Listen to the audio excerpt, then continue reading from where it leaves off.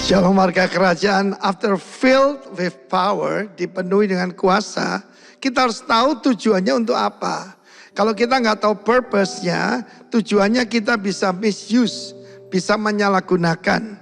Kisah Rasul 10 ayat 38 menjelaskan, yaitu tentang Yesus dari Nazaret. How God anointed Jesus of Nazareth. Bagaimana mengurapi dengan apa? Sang Roh Kudus itu. Dan kuat kuasa, dinamis atau dunamis. Dan dia tujuannya berjalan keliling, berbuat baik, melakukan kebaikan. Dan menyembuhkan, membebaskan, melepaskan semua orang yang dikuasai, dijajah, di bawah tirani daripada iblis. Si penuduh saudara kita. Sebab Allah menyertai dia. Kita tahu ketika Yesus menyerahkan diri dibaptis, maka kemudian langit terbuka, Roh Kudus turun atasnya, dan suara Bapa yang menyatakan siapa dia. Karena masalah utama di dunia ini adalah masalah identitas. Dan kemudian si penggoda itu datang. Jikalau engkau anak Allah. Dia menguji dalam 3 hal. Yaitu pertama-tama keinginan daging. Keinginan mata, keangkuhan hidup. Semuanya lulus. Sebab Yesus adalah sang firman ya. Tetapi rupanya diaktifasi dengan kuasa Roh Kudus, itu terjadi hal yang luar biasa. Jadi pertama-tama dipenuhi dengan Roh Kudus, tujuannya supaya bisa hidup kudus. Dipisahkan daripada dunia, bisa mengalahkan kedagingan. Daging ini melekat terus seumur hidup kita. Kalau muda digoda dengan hawa nafsu. Begitu kita punya sesuatu, kita digoda dengan kesombongan. Tetapi sudah tua, tetap digoda dengan ketamakan saudara. Karena itu hanya kuasa Roh Kudus. Tapi tujuannya adalah menyembuhkan. Perhatikan sekali bagaimana selalu dihubungkan antara mengusir kuasa kegelapan baru menyembuhkan orang sakit. Tidak semua penyakit adalah karena kuasa kegelapan. Maksudnya orang yang dirasuk roh jahat. Tetapi selalu memang pekerjaan iblis. Iblis mencuri, membunuh, membinasakan. Tapi Yesus datang untuk membebaskan. Yesus dari Nazaret, ganti nama saudara. Dengan nama saudara saya jadi Timotius dari Surabaya. Timotius sekarang dari Bali. Diurapi untuk apa? Untuk melakukan pekerjaan baik. Untuk membebaskan orang, to show how wonderful is our Lord. Karena itu saudaraku, tujuannya sekali lagi supaya kita dipenuhi dengan roh kekudusan. Roh kudus adalah roh kesucian. Sehingga kita bisa menang atas dunia, atas kuasa kegelapan. Dan atas daging kita. Dan setelah itu kuasa itu untuk menyembuhkan orang sakit. Dan membebaskan orang yang dibawah jajahan tirani daripada iblis. Sebab Allah menyertai Yesus. Dan Allah menyertai Anda dan saya. Puji nama Tuhan. Dan saya percaya sungguh-sungguh Tuhan Yesus pernah berjanji. Barang siapa percaya kepadaku, maka dia akan juga melakukan hal yang luar biasa yang aku lakukan. Bahkan yang lebih besar. Sekarang melalui alat yang sederhana, melalui sebuah yaitu kamera ataupun seperti sekarang ini bisa menjangkau jauh sekali saudaraku ya.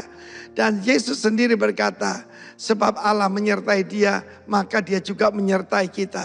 I will be with you always until the end of times. Itu janji Tuhan.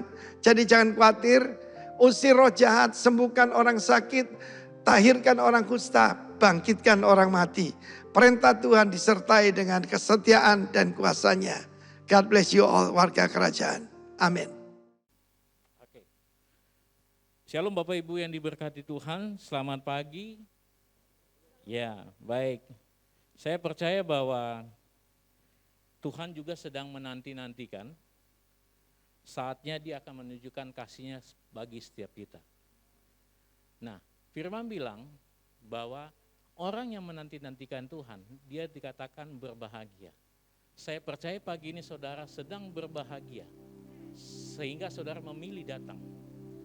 Untuk saudara datang membawa satu ungkapan syukur kehidupan saudara. Bagaimana saudara melihat penyertaan Tuhan dalam kehidupan saudara sampai detik ini. Mari kita siapkan hati. Kita dengar kebenaran firman Tuhan, kita berdoa. Sebab beginilah firman Tuhan Allah yang Maha Kudus Allah Israel. Dengan bertobat dan tinggal diam, kamu akan diselamatkan. Dalam tinggal tenang dan percaya, terletak kekuatanmu. Bapa, kami bersyukur, terima kasih untuk kekuatan demi kekuatan yang Tuhan sudah nyatakan bagi setiap pribadi kami sampai detik ini. Engkau tidak tergantikan dalam kehidupan kami. Kami terus mau belajar mengenal Engkau di setiap musim-musim kehidupan yang Tuhan percayakan bagi kami. Pagi ini kami datang bawa hati kami di hadapan. Tuhan mengenal setiap pribadi daripada setiap kami. Kami mau datang dengan ketulusan hati kami di hadapan-Mu. Engkau tidak pernah curang bagi kehidupan kami. Engkau Allah yang terus bergerak dalam kehidupan kami. Yang selalu bertindak, memerintah, berkuasa atas kehidupan kami. Pagi ini Tuhan, kami naikkan pujian kami. Hati kami menyembah Raja di atas segala Raja.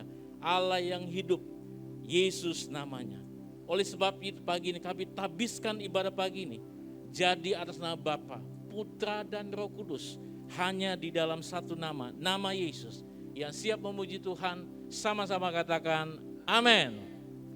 Amin, haleluya.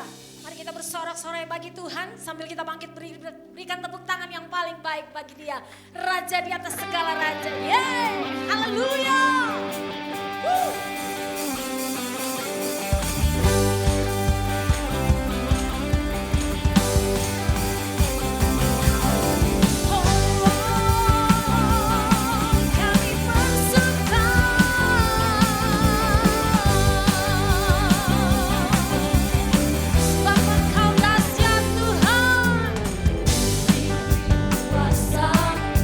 Raja mulia, dengan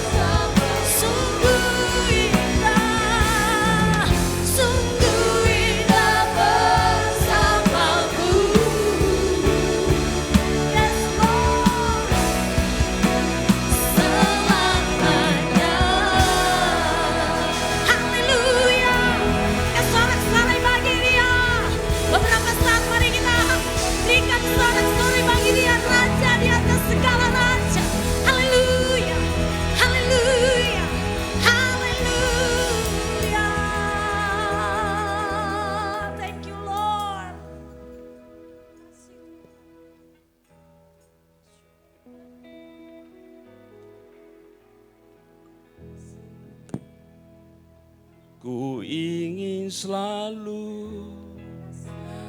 bersekutu denganmu, menikmati hadiratmu, biarkan rohmu tinggal dalam hidupku. Sungguh indah bersamamu, ingin selalu bersekutu denganmu, menikmati hadiratmu, biarkan rohmu tinggal dalam hidupku. Sungguh indah bersamamu, sungguh indah bersamamu, sungguh indah bersamamu.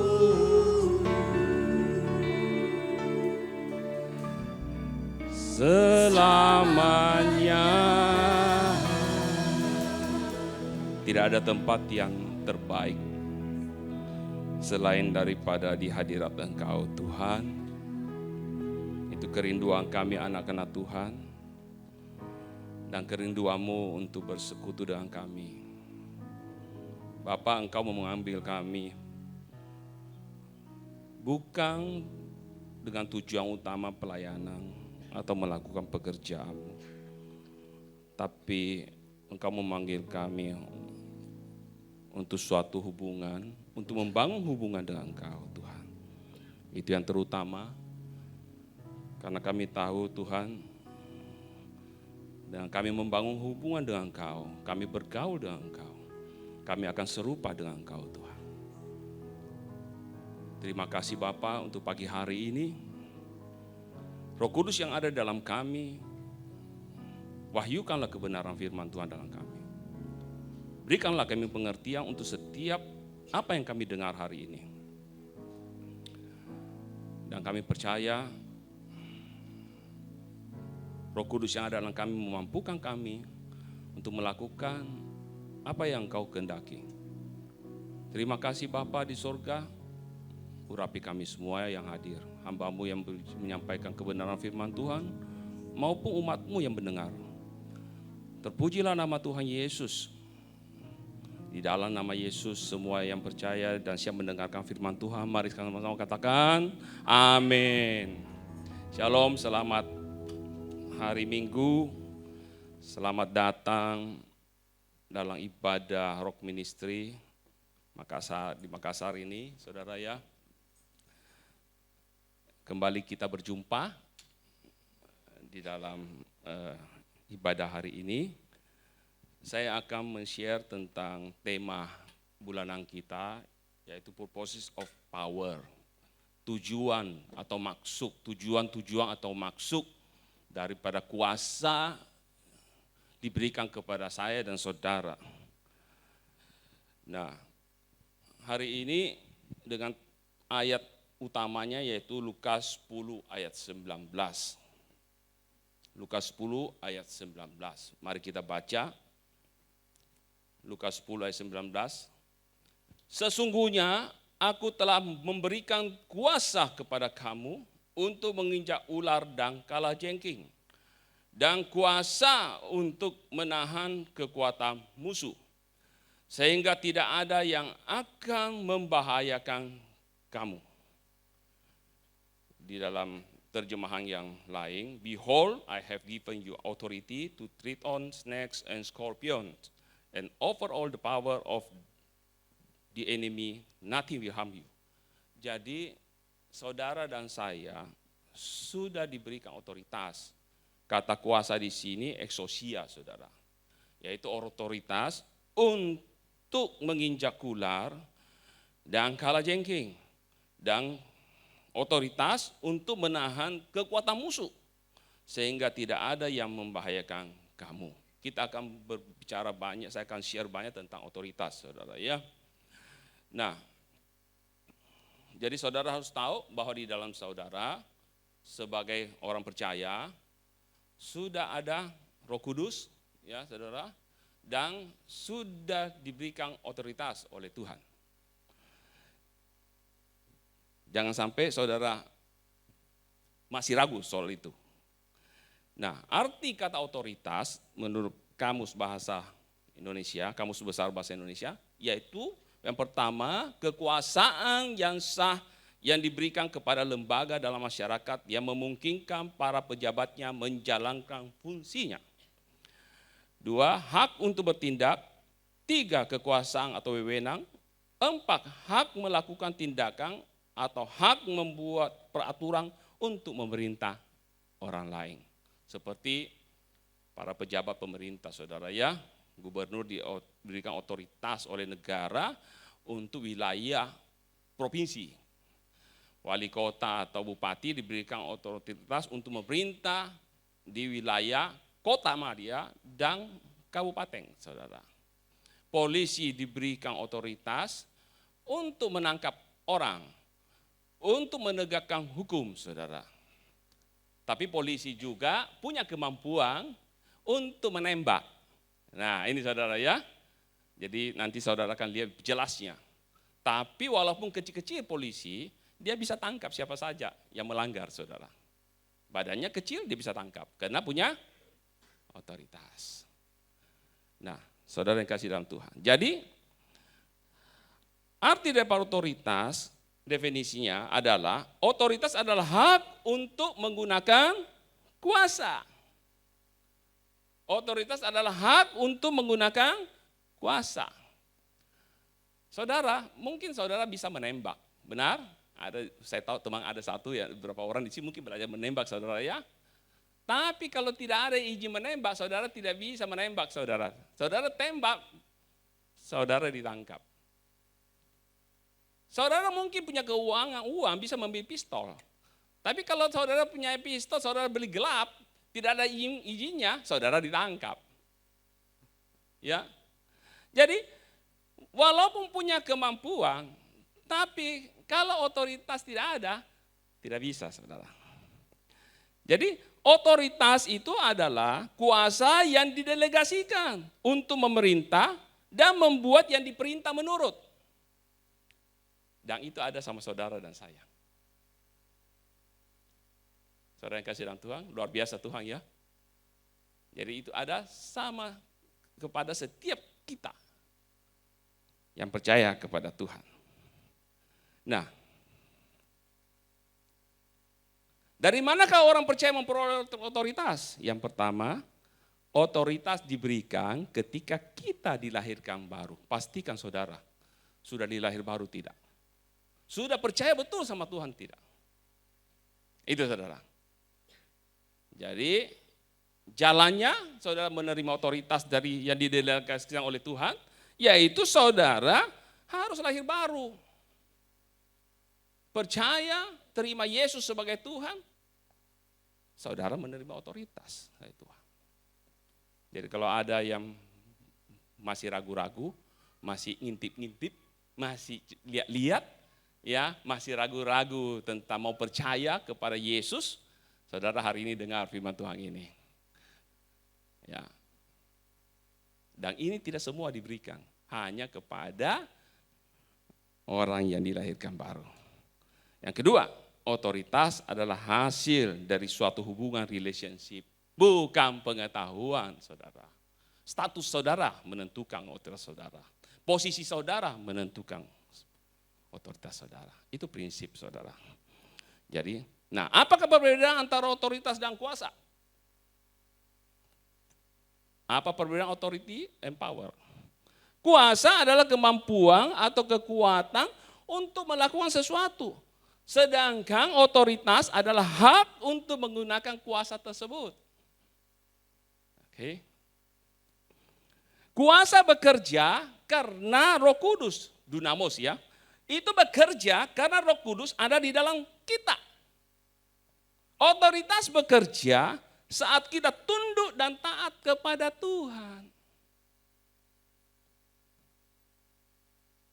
Jadi otoritas akan bekerja luar biasa kalau saudara punya penundukan dan ketaatan kepada Tuhan.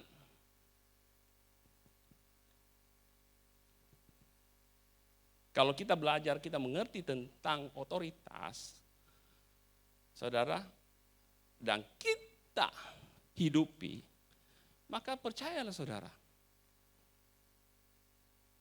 otoritas yang telah diberikan oleh Tuhan akan nyata dalam kehidupan saya dan saudara. Nah, saya punya pengalaman baru-baru pelayanan saudara. Bersama tim misi di sini.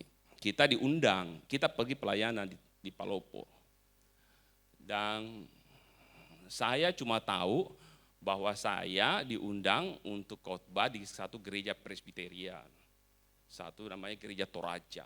Dan bagi tidak mudah saudara bisa masuk sana. Walaupun saya sudah pernah khotbah di beberapa Presbyterian kayak GKSS atau apa. Tapi ini sesuatu yang exciting sekali saudara ya. Nah, makanya saya tahu Tuhan bawa saya kemana sekarang. Sebenarnya sudah beberapa saat yang lalu saya sudah tahu itu tanda-tanda. Oleh sebab itu saya respon daripada tanda-tanda Tuhan itu, saya sekolah Alkitab saudara. Jadi usia 56 saya sekolah Alkitab, Pak Hence dorong sama saya. Pak Robert di sini aja. Saya sekolah Alkitab, bukan gagah-gagahan saudara. Bukan gagah-gagahan. Saya pun sibuk luar biasa, tapi saya harus sekolah Alkitab. Dan sekolah Alkitab diselesaikan dalam kebetulan kita online. Itu resmi saudara ya, benar, terdaftar di Depdikbud. Jadi bukan abal-abal. Lulus saudara, jadi saya murid di angkatan saya yang paling tua. Ya. Selesai saudara, November di wisuda tahun kemarin. Karena saya tahu untuk untuk khotbah di gereja-gereja Presbyterian, Protestan atau gitu, tidak bisa pendeta kejadian, harus pendeta keluaran saudara. Ditanya dulu, ada gelarnya ini orang. Biar saudara keliling-keliling di mana sudah khotbah, di mana di rock ministry. Kalau saudara tidak punya gelar, jangan harap saudara bisa masuk. Nah, kami pergi, perjalanan begitu jauh saudara ya, berapa jam. Sampai di situ, ternyata ada sedikit miss. Jadi, kami istirahat di rumahnya tantenya Ibu Sinca. Nah, itu masih seberang saudara ya. Jadi keluarga ini ada Kristen, ada di seberang juga. Sambil tunggu, Ibu Sinca ke sana. Ternyata saya tidak tahu itu, saya tenang-tenang saja tunggu. Ternyata mereka lagi disidang dia dengan 30 orang Ternyata setelah itu saya tahu. Disidang dengan 30 orang majelis. Nah, kebetulan pendetanya itu baru. Jadi kalau di sana, kalau gereja Presbyterian itu pendeta takut sama majelis. Takut saudara. Karena dia baru dilantik di situ. Jangan sampai dia sudah oke. Tapi dia semua 30 majelis belum tahu semua. Jadi kumpul lah. Ternyata disidang lah. Tanya-tanya macam-macam. Kok tidak boleh bicara doktrin, tidak boleh bicara ini semua. Nah, negosiasi bilang begini. Oke, karena ini kita ada tema. Biarlah pendeta kami bicara dulu, baru nanti pendeta Robert berbicara. Bayangkan, ini coba kalau diundang saudara undang, kok begini, iya kan? Tapi kan karena Tuhan izinkan saya tidak tahu itu, ya tenang-tenang saja, biasa.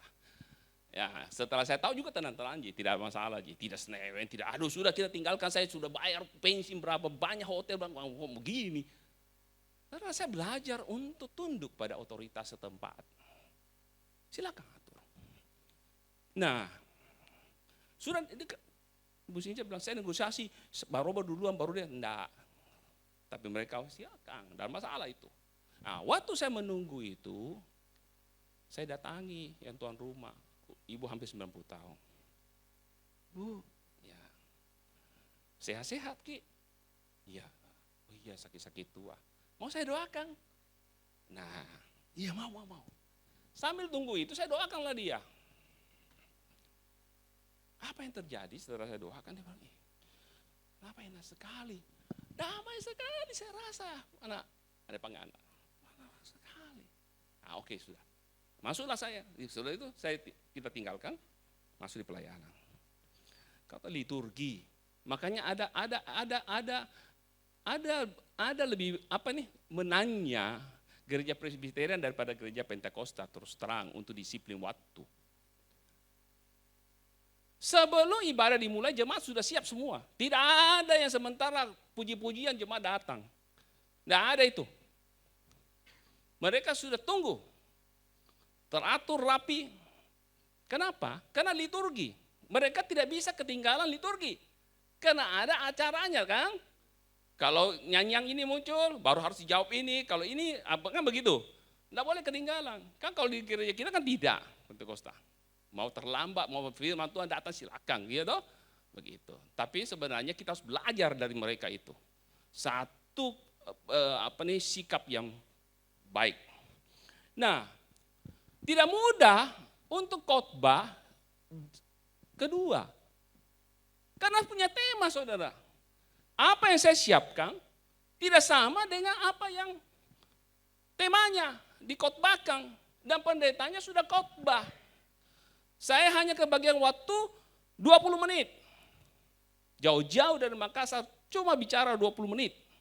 20 menit diisi dibagi lagi dengan kesaksian kurang lebih 10 menit. 10 menit saja firman Tuhan. Dan nyambung dengan apa yang dikhotbahkan, saudara. Tidak mungkin saya belajar dari tamu yang baik. Dan pendetanya ngomong begini, itu hikmah daripada Tuhan. Saya harus perkuat itu. Karena pendeta baru, saudara. Kalau saya khotbah yang lain, jemaat bisa beda-bedakan kan? Wah, pendetaku ini bagaimana? Yang datang lebih bagus, misalnya contoh. Nah, waktu sementara dia khotbah duduk, Tuhan bicara. Kasih wahyu. Nyambung ini bicara. Tidak ada persiapan, saudara. Nah, kesaksian saya cuma, temanya begini, jadilah saksi, ya kan? Saya cuma bilang begini, untuk menjadi saksi, yang pertama-tama saudara harus tahu bahwa saudara itu ada cerminan refleksi daripada Tuhan. Kehidupan saudara, orang lihat Yesus. Itu adalah saksi yang terkuat. Iya toh? Itu kesaksian terbaik, saya bilang. Dan di dalam saudara, orang melihat ada kasih Tuhan, ada pengampunan, iya kan? Ada kebenaran. Itu saya ngomong gitu, saudara. Setelah itu apa yang terjadi? Jangan haram mau altar-call, tidak bisa altar-call begitu, saudara. Doa juga selesai, ya sudah. Selesai itu satu bapak dan ibu, suami istri, berbicaralah dia kepada saudara-saudaranya. Tuhan berbicara sama saya hari ini. Sudah 4 tahun saya musuhan dengan saudara saya, tidak bicara. Hari Senin saya mau datangi rumahnya, saya mau berdamai. Loh, yang lain bicara begini, kau bodoh sekali. Bukan kau yang salah, dia yang salah. Kenapa kau datangi? Tidak. Firman Tuhan hari ini saya dengar. Dan benar, hari Senin dia datangi. Terjadi rekonsiliasi perdamaian. 4 tahun tidak bicara musuhan, saudara. Kemudian ibu yang saya doakan tadi itu pergi ibadah di gereja bawang, saudara, tempat. Dia trompet di situ, di ibu-ibu. Wow, ada pendeta dari Makassar yang doakan saya. Saya ini rasa sesuatu yang waduh damai sekali tidak pernah saya rasakan. Kenapa kau tidak panggil kami? Kita juga mau semua. Nah, saudara. Kemudian apa yang terjadi? Majelis yang bikin syarat-syarat ada salah satu. Langsung selesai ibadah. Diborongi yang lain. Kau ini terlalu banyak, kau punya.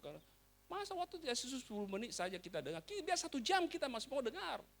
Wah. Habis itu, Pak. Kalau bisa datang lagi, Pak. Kami terbuka sekarang untuk Bapak. Nah, jadi tanah itu sudah digemburkan, saudara. Satu desa itu pokoknya presbiterian. Saudara siap, Pak Agus, nanti tim misi, saudara. Ikut, Pak. Ini penuaian jiwa-jiwa nanti akan terjadi.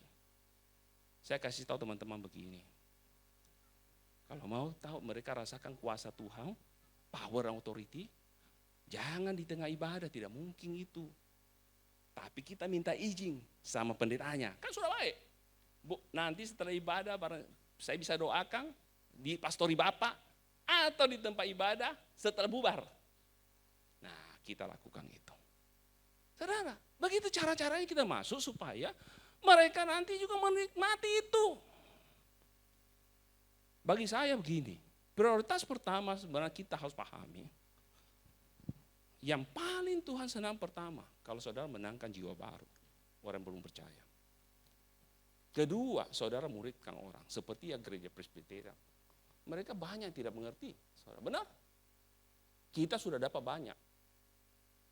Makanya, satu luar biasa sukacita, saudara, ya. Karena sudah masuk ke situ. Ini ladang yang baru ini, saudara.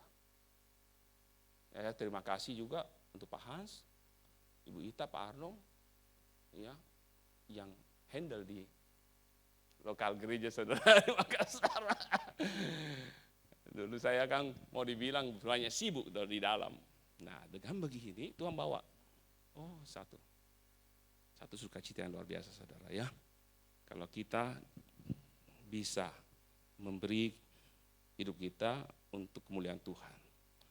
Nah, saudara yang kasih dalam lanjut, saudara, itu kesaksian saya. Nah, kita lanjut lagi.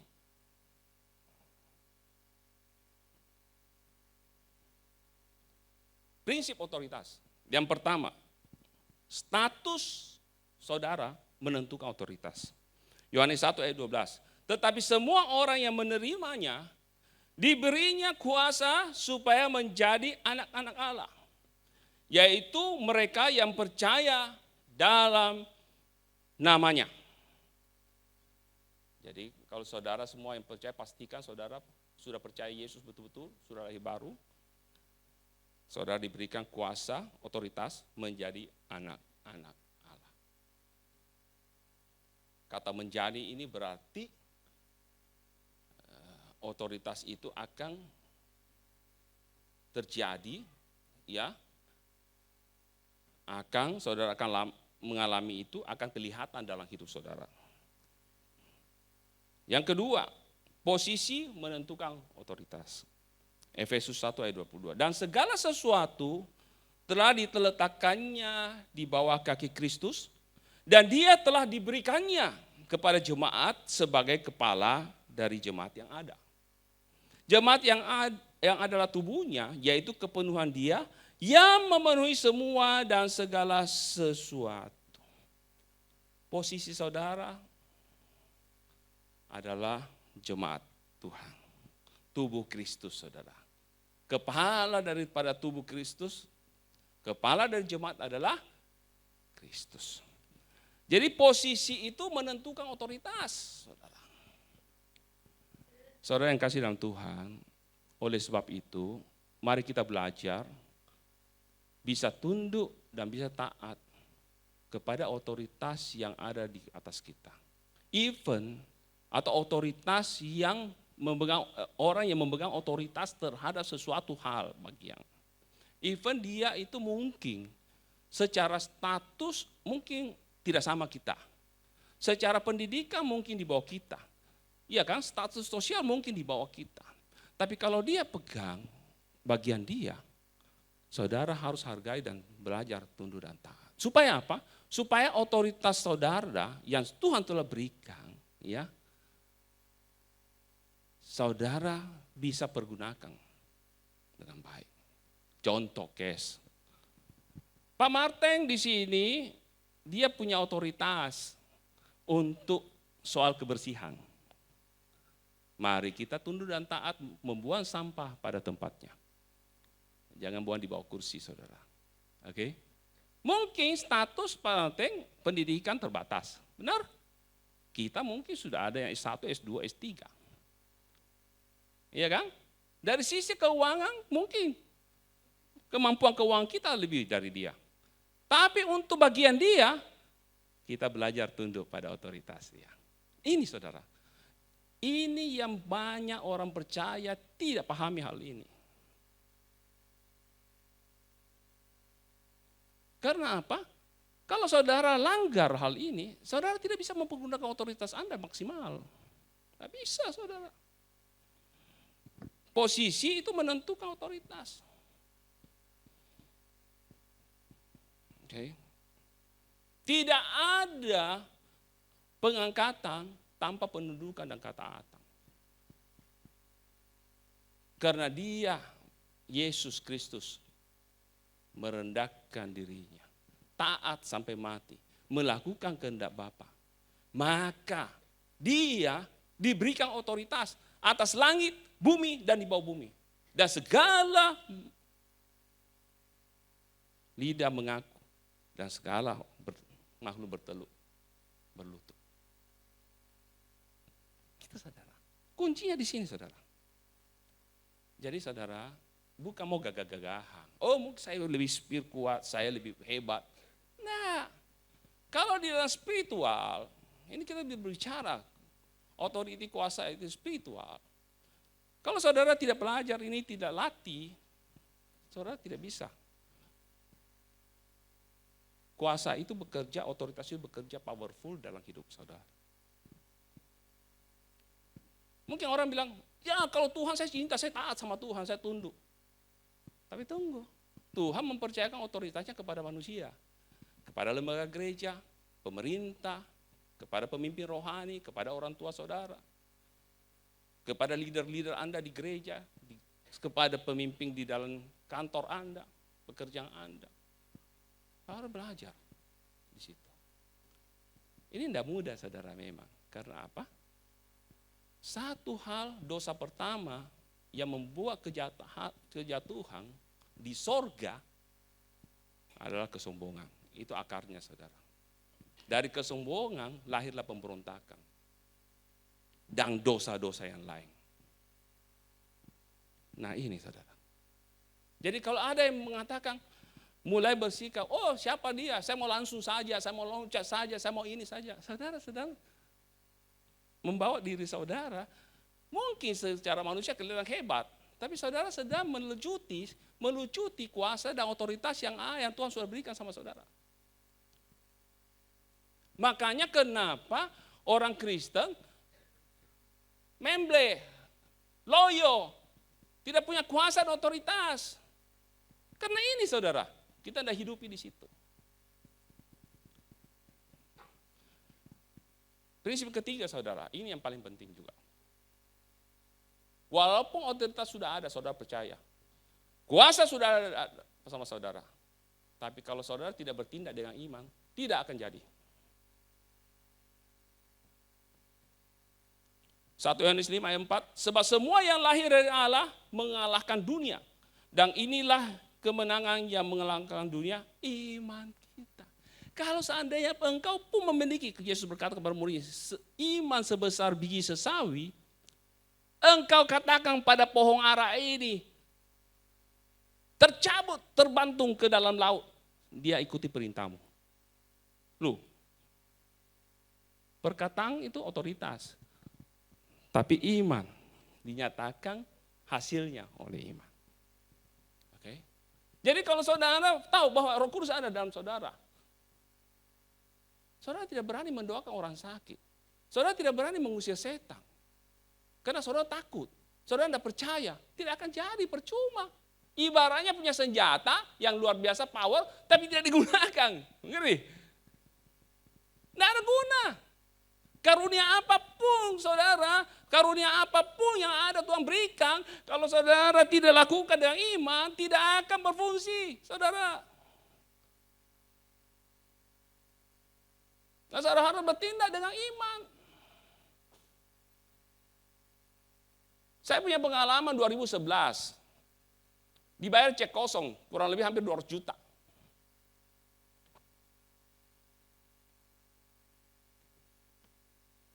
Apa yang saya lakukan? Saya panggil orangnya. Macam-macam janjinya. Dia buka lagi cek yang baru. Kosong lagi. Habis itu dia kabur, dia hilang. Dia hilang, saudara. Saya cuma doa, Tuhan berkati dia. Saya percaya apa yang dia ambil, Tuhan kembalikan. Kemudian selang kurang lebih 7-8 tahun, tiba-tiba datang. Ini di seberang, orang seberang, saudara. Sudah pakai ini, janggutnya panjang, sudah celananya begini. Beda penampilan, dulu pakai jeans kayak koboi, saudara ya. Tiba-tiba datang, Pak, berapa utang saya Pak Robert? Saya mau bayar. Datang bayar, saudara.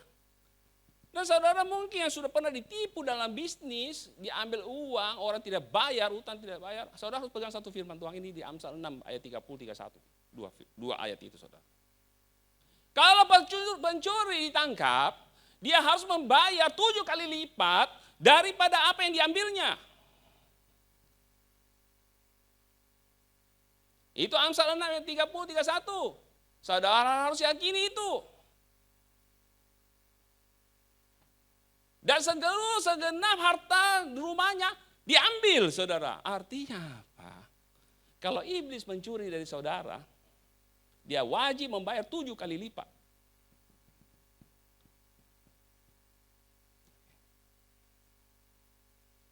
Ini saudara, ya pasti punya pengalaman banyak kan? Nah, kita namanya pengusaha pasti banyak ditipu. Ada satu juga, saudara. Dia mau bayar 500 juta di Polmas. Tapi saya sudah tahu sejak pengalaman pertama itu. Saya bikinkan, minta jaminan, sertifikat. Tapi walaupun kau pegang sertifikat, kalau orang mau cari gara-gara, kau pusing juga. Benar? Tapi saya percaya, kalau otoritas itu ada dalam kita sebagai orang benar, saudara selesai itu. Dia kembalikan uang itu 500. Termasuk biaya pengacara. Jadi saya tidak bayar biaya pengacara, saya tambah masuk di situ. Ini saudara, pegang ini. Jadi hati-hati saudara, kita ini orang percaya, kalau kita mencuri sesuatu dari saudara kita mengambil sukacitanya, kita mengambil kebahagiaannya, kita merusak mereka. Saudara harus bayar 7 kali lipat loh. Hati-hati saudara ya, hati-hati.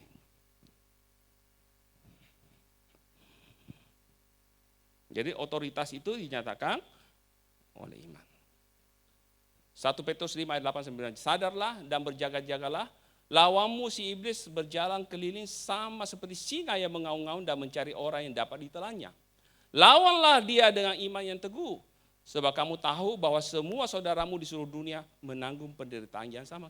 Kita mau lawan iblis, kita mau lawan roh jahat, walaupun punya otoritas, dikatakan begini, lawanlah dia dengan iman yang teguh. Saudara harus melatih iman saudara. Kalau saudara percaya iman saudara, apapun masalah saudara hadapi, saudara akan tenang. Saudara siap untuk menghadapi.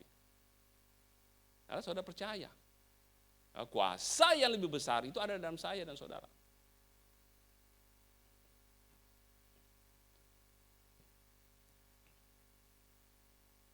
Sorry, baterainya mungkin suara. Oke, kita lanjut. Multimedia, tolong slide berikut. Slide setelah 1 Petrus 5 ayat 8-9 ini. Baterainya sudah. Ya, enggak bisa. Bisa dibantu?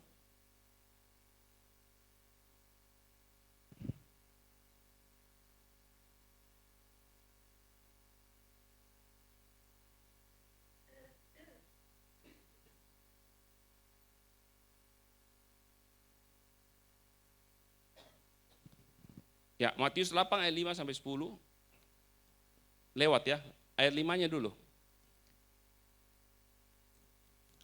Ketika Yesus masuk ke Kapernaum, datanglah seorang imam perwira yang mendapatkan dia dan memohon kepadanya, Tuhan, hambaku terbaring di rumah karena sakit lumpuh dan ia sangat menderita. Yesus berkata kepadanya, aku akan datang menyembuhkannya. slide berikut. Tetapi jawab perwira itu kepadanya, Tuan, aku tidak layak menerima Tuan di dalam rumahku. Katakan saja sepatah kata, maka hambaku itu akan sembuh. Sebab aku sendiri seorang bawahan dan di bawahku ada pula prajurit. Jika aku berkata kepada salah seorang prajurit itu pergi, maka ia pergi. Dan kepada seorang lagi datang, maka ia datang. Ataupun kepada hambaku, kerjakanlah ini, maka ia mengerjakannya. Ayat 10. Setelah Yesus mendengar hal itu, heranlah ia dan berkata kepada mereka yang mengikutinya, aku berkata kepadamu, sesungguhnya iman sebesar ini tidak pernah aku jumpai pada seorang pun di antara orang Israel. Ini ayat ini selalu dikhotbahkan berbicara tentang otoritas sang kuasa, saudara. Tapi di sini yang Yesus katakan, aku berkata kepadamu, sesungguhnya iman sebesar ini tidak pernah aku jumpai pada seorang pun di antara orang Israel. Jadi iman ini iman ini sangat menentukan, saudara. Untuk otoritas dan kuasa yang ada sama saudara itu bekerja. Kalau saudara mendoakan orang sakit, saudara percaya. Saudara diperintahkan untuk menyembuhkan. Saudara lakukan dengan iman. Iman saudara, iman orang itu, ya. Dan waktunya Tuhan sembuh. Sembuh saudara. Mungkin juga besoknya. Saudara sudah mempraktekkan itu. Jadi iman itu kuncinya, saudara.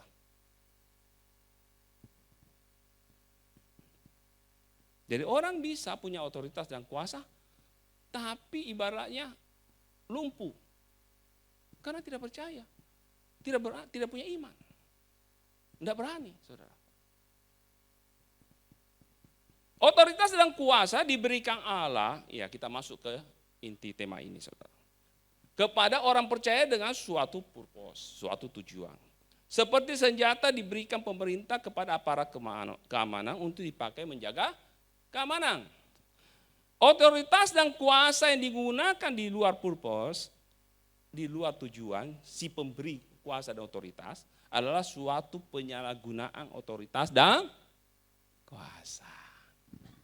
Jadi apa yang saudara dan saya miliki dari Tuhan, itu harus dipergunakan untuk tujuan ya daripada yang memberikan kepada kita otoritas dan kuasa itu. Kalau saudara diberikan kuasa dan otoritas, saudara harus pergunakan untuk Tuhan, untuk tujuan Tuhan, untuk rencana Tuhan, untuk pekerjaan Tuhan. Itu saudara.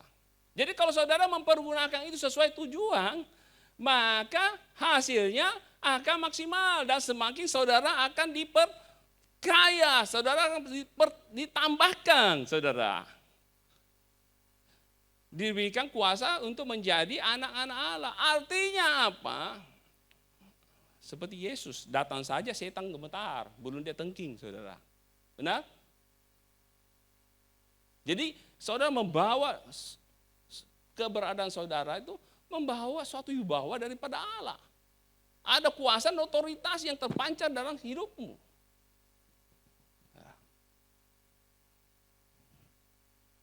Ini harus saudara latih, saudara pergunakan.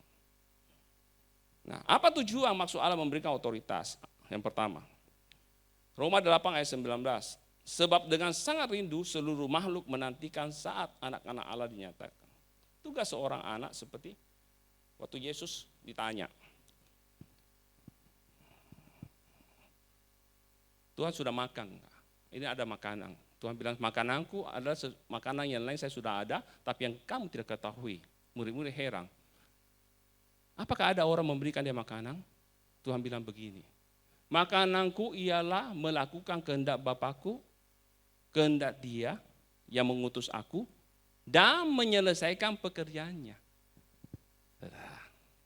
Jadi tugas seorang anak Allah adalah mewakili peran Bapa di dunia ini untuk menghadirkan kerajaan Allah di dunia ini. Menghadirkan kerajaan Allah di dalam pekerjaan saudara, di dalam kehidupan saudara, di dalam kantor saudara, di masyarakat, di mana saja saudara. Menghadirkan kerajaan Allah bukan hanya di gereja. Menghadirkan kerajaan Allah bukan hanya penginjilan kepada orang belum percaya. Menghadirkan kerajaan Allah di dalam kehidupan kita, saudara. Cara kita bisnis, cara kita bekerja, cara kita bergaul, cara kita berbicara. Itu semua kita akan menghadirkan kerajaan Allah. Saudara yang kasih dalam Tuhan. Oleh sebab itu, pastikanlah sendiri saudara hari ini bahwa saudara sudah berdamai dengan Tuhan. Kalau saudara dan saya sudah berdamai dengan Tuhan, maka saudara, pikiran saudara, tujuan saudara hanya untuk Tuhan. Ketundukan saudara, ketaatan saudara kepada Tuhan, itu akan nyata. Banyak orang Kristen tapi hidup sebagai seteru salib. Banyak orang sebagai Kristen tapi hidup berlawanan melawan Tuhan. Tidak bisa saudara punya otoritas. Enggak bisa. Saudara yang kasih dalam Tuhan. Jadi juga seorang anak Allah itu mewakili peran Bapa di dunia ini. Untuk menghadirkan kerajaan Allah di dunia ini. Memperluas kerajaan Allah adalah tugas saya dan saudara. Firman Tuhan di dalam Mazmur kalau tidak salah. Langit itu kepunyaan Allah. Bumi sudah diserahkan kepada manusia. Jadi kita urusan bumi itu tugasnya tanggung jawab saya dan saudara. Bumi itu sudah diserahkan kepada manusia. Jadi urusan di dunia itu urusan saudara dan saya.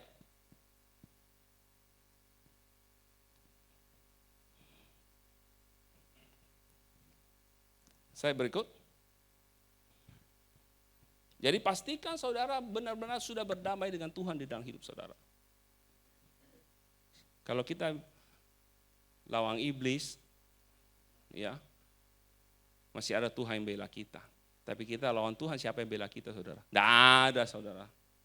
Tidak ada. Jadi adalah kebodohan kalau saya dan saudara sudah lahir percaya Yesus, baru kita jadi musuhnya Tuhan. Tidak dapat apa-apa, saudara. Malah berbahaya. Yang kedua, silakan slide berikut. Galatia 5 ayat 24. Barang siapa menjadi milik Kristus, Yesus, ia telah menyalibkan daging dengan segala hawa nafsu dan keinginannya. Jadi tujuan otoritas dan kuasa ada dalam saudara itu mengalahkan keinginan daging, keinginan mata, keangkuhan hidup. Yang tadi kita sudah dengar daripada apa gembala senior kita sampaikan, saudara. Jadi mengalahkan keinginan daging, keinginan mata, dan keangkuhan hidup. Mengapa orang Kristen tidak menang dalam hal itu? Karena tidak berfungsi otoritas dan kuasa yang ada dalam dia. Contoh di Alkitab, Simson itu adalah nasir Allah. Orang yang diurapi Allah untuk satu tujuan, tugas. Dia diberikan kemampuan yang luar biasa, tenaga yang besar, dia bisa mengalahkan siapa saja, ya. Kemampuan berkelainya luar biasa, tenaganya kuat sekali, saudara. Tapi hancur dia di dalam apa? Keinginan dagingnya, saudara. Keinginan matanya. Keinginan dagingnya, dia jama. Madu yang ada di bangkai singa. Dia makan karena dia lapar. Keinginan matanya, dia suka lihat perempuan cantik, orang Filistin, orang apa semua, saudara. Dia dekat, tidak bergaul. Saudara, apa yang terjadi dengan Simson? Dibuat jadi bulan-bulanan, dibuat jadi badut, saudara. Karena tidak punya otoritas. Punya tenaga, tapi tidak punya otoritas.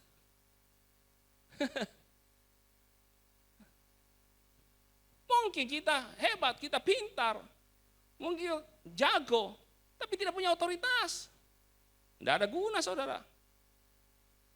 Kenapa? Karena daging menguasai hidup kita. Dosa lama masih menguasai hidup kita, saudara. Kejahatan masih ada dalam diri kita. Tidak bertobat, saudara. Bagaimana punya otoritas?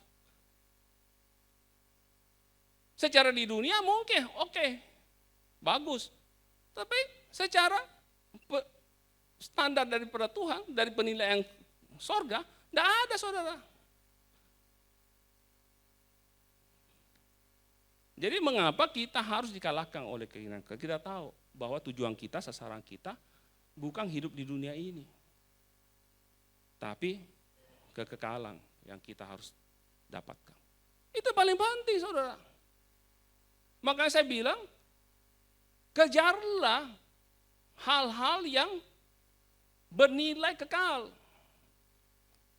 Tumpuklah kekayaan surgawi untuk menerima mahkota kehidupan, mahkota kemuliaan. Ranking pertamanya apa, saudara?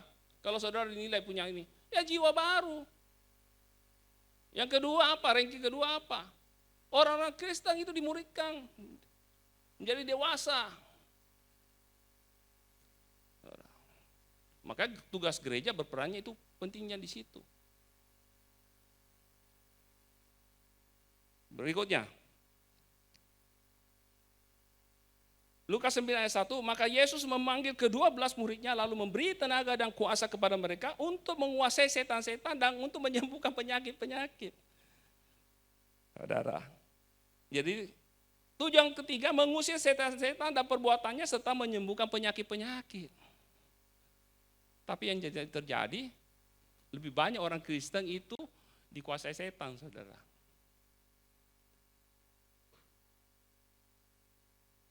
Kenapa?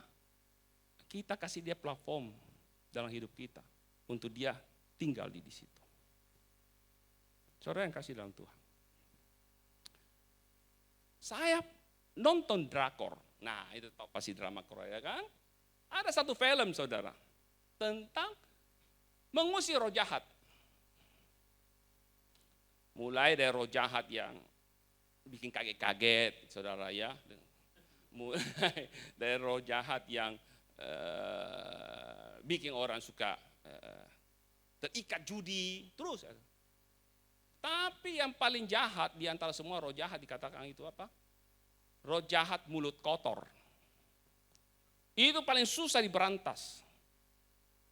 Roh jahat mulut kotor itu dia makai seseorang untuk fitnah orang lain di media sosial, kasih masuk, iya toh, sampai banyak orang bunuh diri, depresi karena mulut kotor, saudara.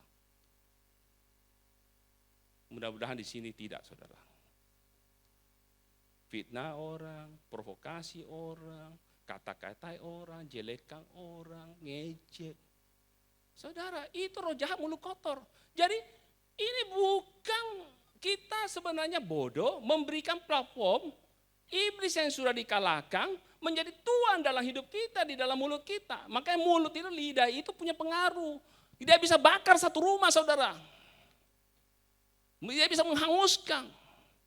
Tapi lidah ini juga berkuasa untuk mengusir setan, saudara. Kita pilih yang mana, bagaimana mau diisi.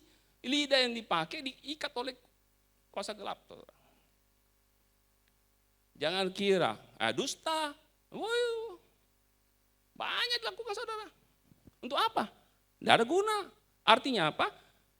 Iblis yang sudah dikalahkan oleh Tuhan Yesus dan sudah dilucuti kuasanya, kita jadikan dia tuan dalam hidup kita. Dan kita merasa bangga. Oh, saudara kasih. Kembali kepada Amsal 6 ayat 30-31. Kalau dengan mulut saudara, saudara menghancurkan orang lain, mencuri dia punya kehidupan, saudara harus bayar 7 kali lipat. Makanya orang yang tidak bisa menguasai lidahnya, perhatikan hidupnya. Tidak ada hal yang benar-benar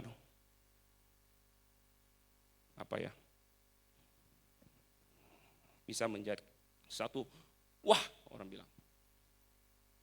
Saudara yang kasih langsung menutup berkat itu. Kenapa? Lidah ini tidak dipakai untuk hal yang benar. Di Alkitab itu ada 10 orang kusta, cerita 10 orang kusta. 10 orang kusta ini 9 orang Israel, 1 orang Samaria. Ketemu Yesus, datang kepada Yesus, minta disembuhkan. Saudara yang kasih dalam Tuhan. Yesus mengatakan begini, pergi ke imam, kepada imam, perlihatkan dirimu. Sementara dalam perjalanan, mereka semua jadi tahir. Tapi hanya satu yang kembali kepada Tuhan Yesus, bersujud kepada Tuhan Yesus dan mengucap syukur. Yesus bertanya kepada murid-muridnya, kan 10 yang di apa nih? 10 yang tahir, sembuhkan. Kok satu saja orang Samaria datang untuk mengucap syukur? Saudara. Kemudian Yesus berkata di ayat 19, kalau Lukas saya lupa pasalnya. Pergilah, imammu telah menyelamatkan engkau. Kata menyelamatkan itu dalam bahasa aslinya itu soso. Nah, jadi gini, 10 orang semua tahir, sembuh, hilang kusta. Kusta sudah tidak lagi berbiak atau berkembang, mati nih.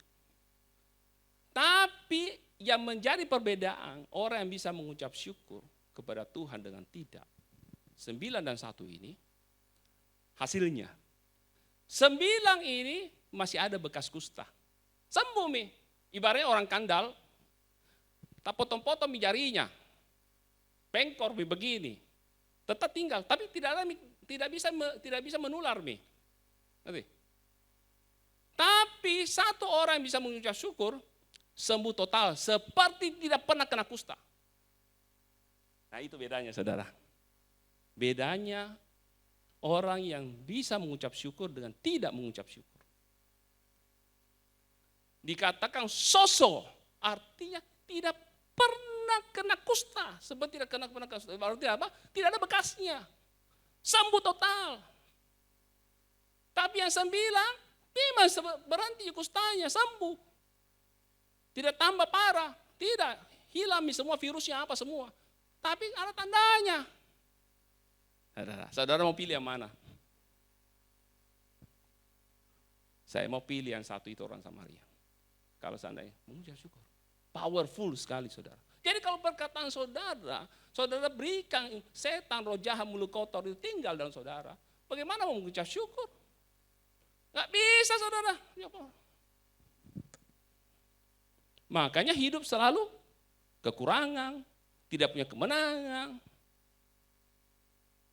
Saudara kasih dalam Tuhan. Nah, saya mau katakan di sini bukan karena di rock ini menganut perpuluhan saudara. Tapi kita jarang membahas itu di depan mimbar.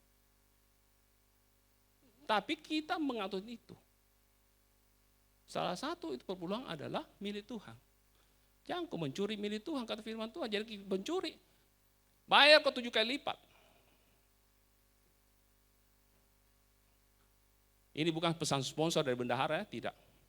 Tapi saya harus katakan seperti ini, saudara, supaya saudara merdeka dalam keuangan, saudara melihat Tuhan bekerja di dalam keuangan saudara, dalam bisnis saudara, dalam usaha saudara. Pintu-pintu terbuka, saudara sedang membangun pagar perlindungan dari rayap binatang pengengat itu saudara untuk makan, belalang pelahap. Saudara yang kasih dalam Tuhan. Mengucap syukur itu jadi pemberian kita harus dengan ucapan syukur saudara. Biar kotaknya di belakang kita kasih. Tidak diedarkan kan? Atau mau transfer bank. Karena pekerjaan Tuhan itu membutuhkan. Oke.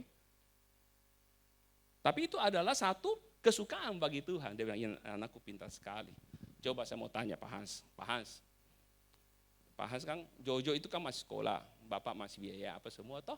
Uang saku dari Bapak. Betul enggak? Coba kalau Bapak punya ulang tahun. Atau dia belikan hadiah. Dari uang yang Bapak kasih. Senang enggak Pak? Nah, uangnya siapa itu? Uangnya Pak Hans. Tapi Jojo tahu pakai berterima kasih sama Pak Hans. Menyenangkan hati orang tuanya. Jadi kalau saudara memberi kepada Tuhan persembahan itu saudara sedang menyenangkan hati Tuhan. Apakah Tuhan butuh uang saudara? Tidak, Ji. Tapi dia mau lihat hatimu. Gitu saudara. Amin. Ya, mari kita lakukan itu. Silakan slide berikut.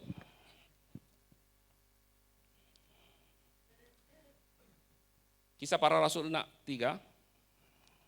Tetapi Petrus berkata, emas dan perak tidak ada padaku, tetapi apa yang kupunyai kuberikan kepadamu. Demi nama Yesus Kristus orang Nazaret itu, berjalanlah. Lalu ia memegang tangan kanan orang itu dan membantu dia berdiri. Seketika itu juga kuatlah kaki dan mata kaki orang itu. Yang keempat, untuk menyatakan kuasa Tuhan dalam hidup kita, saudara.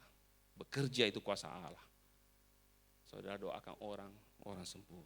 Saudara mengkonseling orang, orang dikuatkan. Perkataan saudara merubah hidupnya. Itu kuasa Tuhan bekerja, saudara. Pemberian saudara merubah hidupnya. Itu saudara. Saudara bekerja bergerak dengan kuasa Tuhan. Kesimpulan, slide berikut.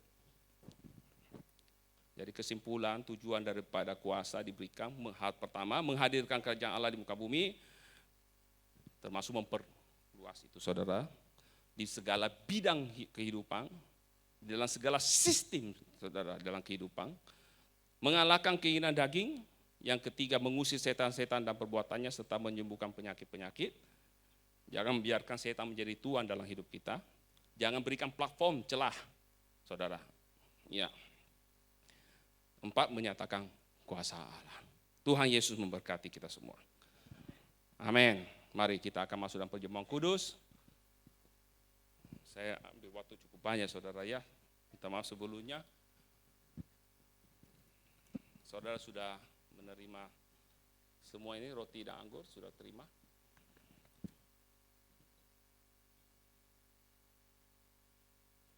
Dan setelah perjamuan, saya minta diri dulu untuk saya langsung ada ke rumah duka.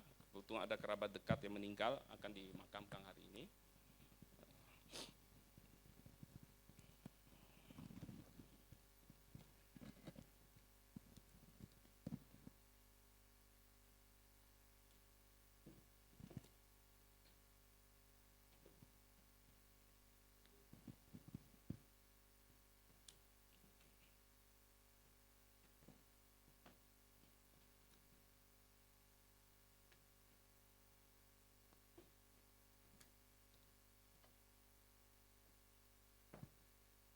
Mari saya undang kita berdiri semua. Sudah terima, sebelum saudara makan, saudara baca itu ayat yang ada.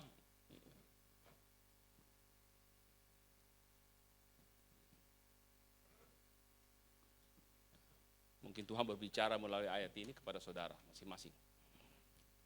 Mari. Bapak, kami ucap syukur untuk kebaikan-Mu dalam hidup kami. Biarlah selalu Tuhan berbicara dalam hidup kami, arahkanlah hidup kami kepada kehendak Tuhan. Mampukan kami Tuhan dengan kasih karunia-Mu untuk melakukan perintah-perintah-Mu. Supaya hidup kami adalah hidup yang berguna, bermanfaat, hidup yang menyenangkan Tuhan bagi kerajaan Tuhan di atas muka bumi. Terima kasih Bapa, Kau baik, kami percaya bahwa hidup yang kami ini adalah hidup yang berharga, adalah karena Yesus telah menebus kami, mengorbankan nyawanya, Tuhan, untuk menghapus dosa-dosa kami, memberikan hidupnya kepada kami, supaya kami harusnya binasa memiliki kehidupan yang kekal. Segala kutuk telah Engkau tanggung di atas kayu salib, supaya kutuk itu telah Engkau gantikan menjadi berkat dalam hidup kami. Engkau yang kaya rela menjadi miskin, supaya kami yang miskin diperkaya dalam Engkau. Terima kasih Tuhan Yesus, kebaikan-Mu. Saat ini kami akan bersama-sama bersekutu dengan tubuh dan darah Yesus melalui roti anggur dalam perjamuan kudus ini Tuhan. Berkati roti anggur ini. Angkat tangan saudara, angkat roti ini ke hadapan saudara, di atas kepala saudara. Dan dengarkanlah firman Tuhan ini. Sebab apa yang telah kuteruskan kepadamu, telah aku terima dari Tuhan, yaitu bahwa Tuhan Yesus pada malam waktu ia diserahkan mengambil roti. Dan sesudah itu ia mengucap syukur atasnya, ia memecah-mecahkannya dan berkata, inilah tubuhku yang diserahkan bagi kamu.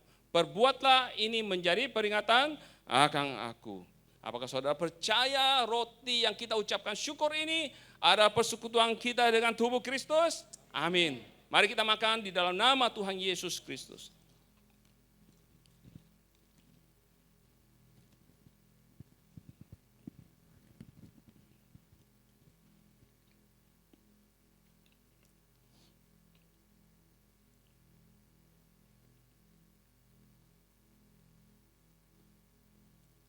pegang gelas plastik yang berisi anggur ini.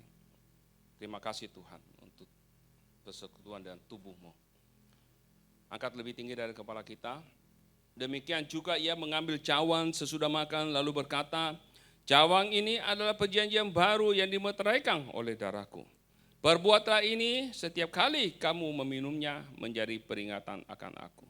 Sebab setiap kali kamu makan roti ini dan minum cawan ini, kamu memberitakan kematian Tuhan sampai ia datang. Apakah saudara percaya anggur yang kita ucapkan syukur ini adalah persekutuan kita dengan darah Kristus? Amin. Mari kita minum di dalam nama Tuhan Yesus Kristus. Terima kasih Bapa di surga. Kami bersyukur untuk kebaikan Tuhan. Tak henti-hentinya kasih setiamu dalam hidup kami Tuhan. Dan kami percaya hari ini yang datang dengan tubuh yang sakit, yang lemah, telah dikuatkan dan disembuhkan dalam nama Yesus. Yang datang dengan beban berat, telah diberikan jalan keluar. Yang dalam pergumulan, dalam keuangan, Tuhan bukakan pintu-pintu langit, pintu-pintu berkat Tuhan. Terobosan-terobosan terjadi dalam keuangan kami. Terima kasih Tuhan Yesus, Engkau baik. Yang bergumul dengan keluarga, Tuhan berikan damai sejahtera, sukacita. Keluarga dipulihkan, terima kasih. Terpujilah nama Tuhan. Terima kasih Bapa, kami mengucap syukur untuk kebaikan-Mu. Di dalam nama Tuhan Yesus Kristus, mari sama-sama katakan, amin.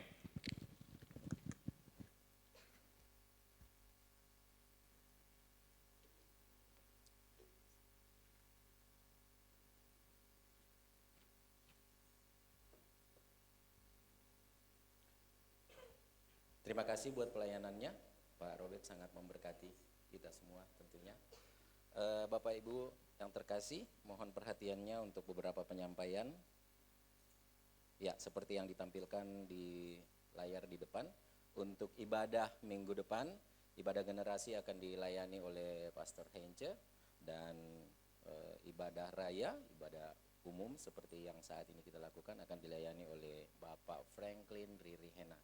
Kita akan bertemu kembali minggu depan. Selanjutnya, ini mungkin sudah beberapa minggu ditayangkan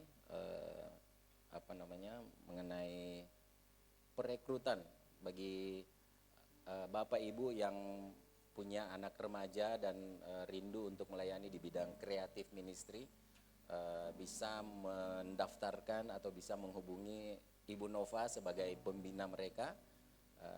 Ibu Nova ada duduk di depan, mungkin berdiri dulu ya Bu Nova ya, malu ya, oh ya gitu, siapa tahu ada yang ini nanti bisa menghubungi langsung Ibu Nova atau adik-adik yang tadi menari di depan bisa juga, biasanya kalau dengan yang seumuran gitu lebih enak komunikasinya. Kreatif ministry ini sebetulnya bukan hanya dance atau menari aja, tetapi dari beberapa bincang-bincang dengan Ibu Nova ada beberapa hal yang akan dilakukan ke depannya, dan saya pikir itu sangat baik dan bisa membangun juga nantinya. Jadi mari Bapak Ibu atau mungkin ada remaja yang hadir di sini yang mau terlibat dalam pelayanan ini, silahkan mendaftarkan diri, kita akan bersama-sama melayani. Selanjutnya untuk persembahan, tadi sudah disampaikan oleh Pak Robert bahwa kita tidak, ini mungkin untuk jemaat yang baru pertama kali hadir, kami sampaikan kita tidak menjalankan kolektif, tidak menjalankan kantong persembahan, tapi di belakang ada disiapkan amplop dan kotak persembahan ada di belakang. Bagi Bapak Ibu yang mau memberikan, silahkan melalui amplop dan kotak persembahan di belakang, atau juga melalui QR code yang ada di layar di depan, bisa di scan dan diproses selanjutnya. Mari kita memberi dengan sukacita, dengan sukarela dan penuh ucapan syukur. Baik, kita akan berdoa untuk persembahan ini. Bapak, kami bersyukur, berterima kasih buat hari ini, terima kasih buat bulan yang baru, minggu pertama di bulan ini kami boleh ada sebagaimana kami ada, memperoleh berkat yang begitu besar dari Tuhan. Terima kasih buat semua yang Tuhan sudah berikan buat kami. Dan kami berdoa buat persembahan yang mungkin tadi sudah diberikan oleh anak-anak-Mu atau nanti setelah ibadah ini akan diberikan. Biarlah Tuhan Yesus memberkati semuanya. Berkati semua jemaat-Mu yang hadir pada saat ini. Berkati yang memberikan persembahan juga Tuhan. Dalam bisnis mereka, dalam pekerjaan sehari-hari sebagai pelajar, mahasiswa, bisnismen, TNI, Polri, atau apapun semuanya Tuhan, diberkati di dalam nama Tuhan Yesus. Kami memberi atas dasar kami mengasihi Tuhan, bukan supaya kami menerima sesuatu dari Tuhan, tetapi karena Tuhan sudah lebih dahulu mengasihi kami. Terima kasih Bapa, terima kasih Tuhan Yesus. Ini doa kami, di dalam nama Tuhan Yesus kami berdoa mengucap syukur. Haleluya. Amin. Amin. Puji nama Tuhan, Bapak Ibu Saudara yang diberkati Tuhan. Sebelum kita akhiri ibadah kita siang hari ini, adakah Bapak Ibu Saudara yang baru pertama kali hadir di tempat ini bersama-sama dengan kami? Boleh lambaikan tangannya, angkat tangannya, lambaikan tangannya. Ada beberapa sepertinya saya lihat yang baru pertama kali hadir. Oke, baik. Selamat datang Bapak Ibu Saudara. Tuhan Yesus memberkati. Kami menyambut Bapak Ibu Saudara dengan penuh sukacita. Haleluya. Oke, baik Bapak Ibu Saudara, sekali lagi saya mengundang kita bangkit berdiri.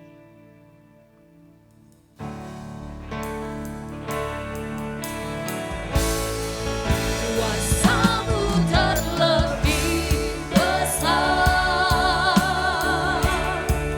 Tuhanku terlebih besar,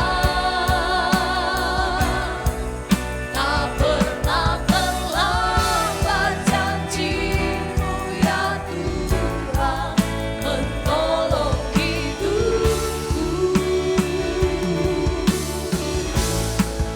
Kuasa-Mu terlebih besar, Tuhanku terlebih besar, tak pernah terlambat janji-Mu ya Tuhan, berikan hidupku. Sungguh kuasa-Mu terlebih besar, kuasa-Mu terlebih besar, Tuhanku terlebih besar, tak pernah terlambat janji-Mu ya Tuhan, menolong hidupku.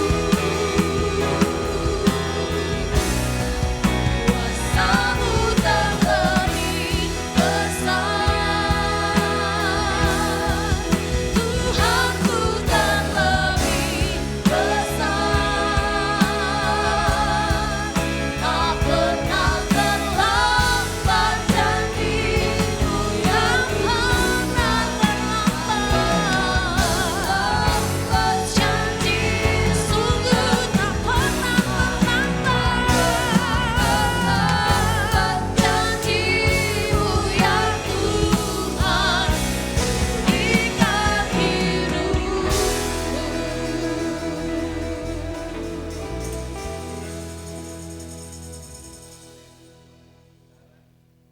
Arahkan hati saudara kepada Tuhan dan terimalah berkat yang datang daripada Tuhan. Pulanglah dengan perlindungan yang datang daripada Tuhan. Pulanglah dengan penyertaan yang datang daripada Tuhan. Dan pulanglah dengan kebenaran yang saudara dengar hari ini. Lakukanlah dengan setia, maka kata Tuhan, Tuhan akan mengangkat engkau di antara segala bangsa di muka bumi. Tuhan memberkati engkau dan Tuhan melindungi engkau. Tuhan menyinari engkau dengan wajahnya dan memberi engkau kasih karunia demi kasih karunia. Tuhan menghadapkan wajahnya kepadamu dan memberi engkau damai sejahtera yang melampaui segala akal. Keluargamu diberkati oleh Tuhan. Pekerjaanmu diberkati oleh Tuhan. Usaha bisnismu diberkati oleh Tuhan. Keluar masukmu diberkati oleh Tuhan. Dan apa saja yang dikerjakan tanganmu, Tuhan akan jadikan berhasil. Biarlah berkat Tuhan ini akan menjadi bagianmu mulai hari ini sampai selama-lamanya. Setiap kita yang percaya dan sudah menerima berkat daripada Tuhan, sama-sama katakan amin. Selamat hari Minggu, Tuhan Yesus memberkati.